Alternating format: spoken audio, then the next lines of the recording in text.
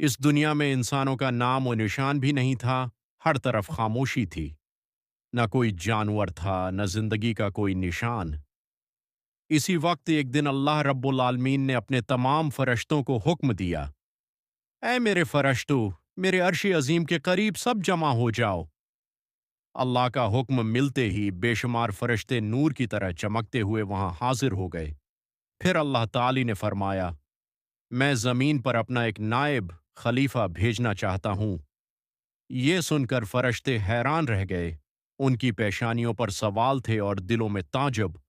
انہوں نے ادب سے عرض کیا، اے ہمارے پروردگار، کیا آپ ایسی مخلوق کو زمین پر بھیجنا چاہتے ہیں جو وہاں فساد کرے گی اور خون خرابہ مچائے گی، جبکہ ہم تو ہر وقت آپ کی تسبیح اور عبادت میں مشغول رہتے ہیں؟ پھر نئے خلیفہ کی کیا ضرورت ہے؟ اللہ رب العالمین نے فرمایا، میں وہ جانتا ہوں جو تم نہیں جانتے، کون میری عبادت کرے گا اور کون نافرمانی، اس کا علم صرف میرے پاس ہے۔ میں نے تم سے مشورہ نہیں مانگا، صرف بتایا ہے۔ یہ سن کر فرشتے کانپ اٹھے، اپنی غلطی سمجھ گئے اور فوراً توبہ کی اور سجدے میں گر کر اللہ سے معافی مانگی۔ پھر اللہ تعالی نے چار عظیم فرشتوں، حضرت جبرائیل، حضرت میکائیل، حضرت اسرافیل اور حضرت عزرائیل کو بلایا۔ اللہ نے سب سے پہلے حضرت جبرائیل کو حکم دیا، اے جبرائیل، زمین پر جاؤ اور وہاں سے ایک مٹھی مٹی لے آؤ، جس سے میں اپنا خلیفہ پیدا کروں گا۔ حضرت جبرائیل زمین پر آئے مگر مٹی رونے لگی اور فریاد کرنے لگی، آئے جبرائیل، آپ مجھے کہاں لے جا رہے ہیں؟ حضرت جبرائیل نے فرمایا، میں تمہیں اللہ کے پاس لے جا رہا ہوں، وہ تم سے ایک ایسی مخلوق پیدا کریں گے جو زمین پر ان کی نمائندہ ہوگی۔ مٹی نے اور زیادہ روتے ہوئے کہا، مجھے مت لے جاؤ، مجھ سے جو انسان پیدا ہوں گے وہ اللہ کی نافرمانی کریں گے۔ جب اللہ کا عذاب نازل ہوگا تو میں بھی تو ان کے جسم میں رہوں گی، میں وہ عذاب کیسے برداشت کروں گی؟ اللہ سے میری طرف سے معافی مانگ لینا۔ یہ سن کر حضرت جبرائیل خالی ہاتھ واپس آ گئے۔ پھر حضرت میکائیل گئے مگر مٹی نے وہی فریاد کی اور وہ بھی خالی ہاتھ لوٹ آئے۔ اسی طرح حضرت اسرافیل بھی گئے مگر وہ بھی متاثر ہو کر مٹی لیے بغیر واپس آ گئے۔ آخر کار اللہ تعالی نے حضرت عزرائیل کو بھیجا۔ جب وہ ارض پر آئے تو مٹی نے پھر وہی فریاد کی، لیکن حضرت عزرائیل نے فرمایا، میں اللہ کے حکم سے نہیں پھر سکتا۔ یوں وہ مٹی لے کر اللہ کے حضور حاضر ہوئے۔ اللہ تعالی بہت خوش ہوئے اور فرمایا، اے عزرائیل، چونکہ تم نے میرا حکم پورا کیا، میں تمہیں ایک خاص ذمہ داری دیتا ہوں، انسانوں کی روح قبض کرنے کی ذمہ داری۔ حضرت عزرائیل نے عرض کیا، اے اللہ، جب میں لوگوں کی روح قبض کروں گا تو ان کے گھر والے مجھ سے نفرت کریں گے۔ اللہ نے فرمایا، فکر نہ کرو، ہر موت کے لیے میں الگ الگ سبب بنا دوں گا، کوئی بیماری سے مرے گا، کوئی حادثے سے، کوئی بڑھاپے سے، لوگ تمہیں الزام نہیں دیں گے۔ پھر فرشتوں نے اس مٹی کو مکہ کے قریب ایک پہاڑی پر رکھ دیا۔ بارش اسے بھگوتی رہی، دھوپ سے وہ سوکھتی رہی اور کئی سال گزر گئے۔ آخر کار اللہ کی قدرت سے اسی مٹی سے حضرت آدم کا پتلا تیار ہو گیا۔ فرشتے اسے جنت میں لے گئے جہاں وہ بہت عرصہ بے جان حالت میں پڑا رہا۔ فرشتے حیرت سے اس جسم کو دیکھتے اور کہتے، یہی ہے وہ جسم، یہی ہوگا اللہ کا خلیفہ زمین پر۔ لیکن فرشتوں کا سردار عزازیل، جو ابھی ابلس نہیں بنا تھا، مذاق اڑاتا، ہنستا، غرور کرتا۔ پھر اللہ نے دوبارہ چاروں فرشتوں کو بھیجا کہ وہ حضرت آدم کی روح لے آئیں اور اسے جسم میں داخل کریں۔ انہوں نے روح کو ایک خوبصورت نورانی پیالے میں رکھا اور آدم کے جسم میں ڈال دیا۔ جیسے ہی روح جسم میں داخل ہوئی، آدم کی آنکھیں کھل گئیں، ہاتھ پاؤں میں حرکت آئی، وہ اٹھ کر بیٹھ گئے اور ان کی زبان سے پہلا لفظ نکلا، الحمدللہ، اللہ خوش ہوئے۔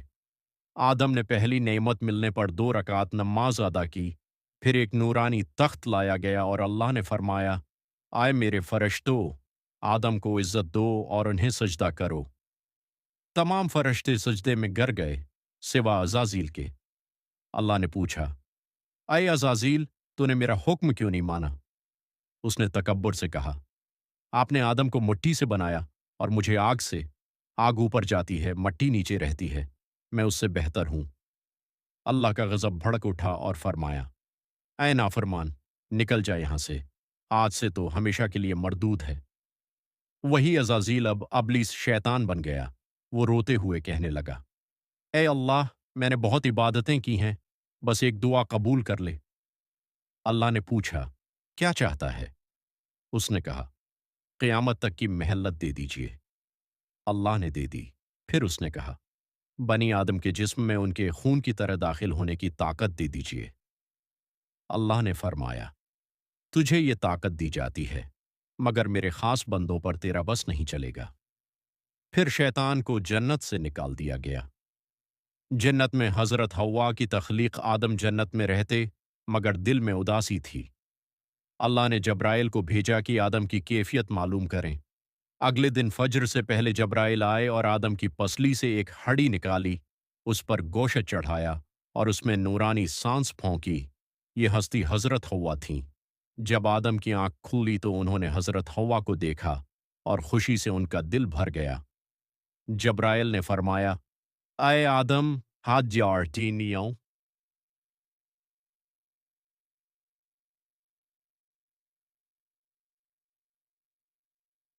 So não foi não BAU okay.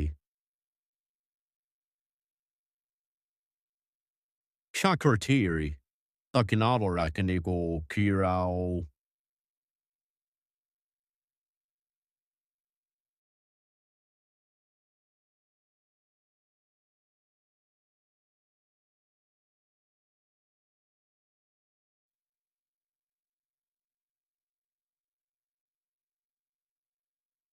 Yeah, آپ کی زوجہ ہیں، مگر پہلے آپ نکاح کی دعا کیجیے۔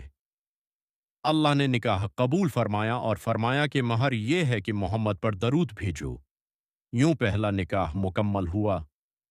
ممنوع درخت اور شیطان کا دھوکہ۔ اللہ نے فرمایا، جنت کی ہر نعمت تم دونوں کے لیے ہے، مگر اسے ایک درخت کے قریب نہ جانا۔ یہ گندم کا درخت تھا۔